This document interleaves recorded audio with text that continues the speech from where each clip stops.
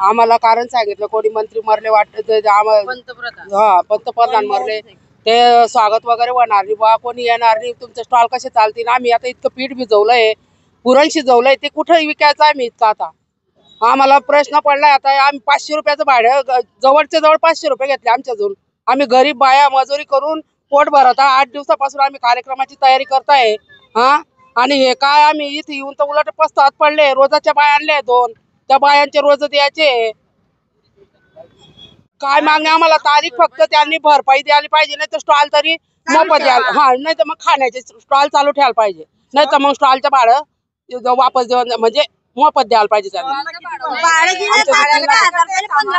आम्ही आज तरी तो स्टॉल चालू ठेवा खाण्याचे नुसते. आता ते वारले तर ते तर वापस काही येणार नाहीत.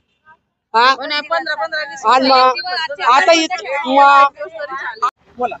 महापालिकेतर्फे जे महाउत्सव इथे खानदेश महाउत्सव भरवण्यात आला होता, त्याच्यासाठी आम्ही 15 ते 20 दिवसापासून बुकिंग केलेलं होतं.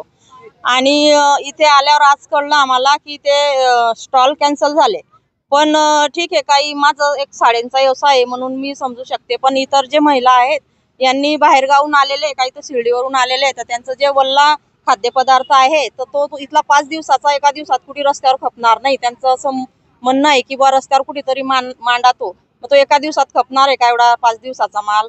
आणि ते सगळ्या बिचाऱ्या बचत गटच्या महिला आहेत, त्यांचं म्हणजे बरंच काही नुकसान आहे, तर तो कोण भरपाई करीन. आयुक्त सरांना हेच म्हणणं आहे की लवकरात लवकर आताच त्यांनी तारीख डिक्लेअर करावा.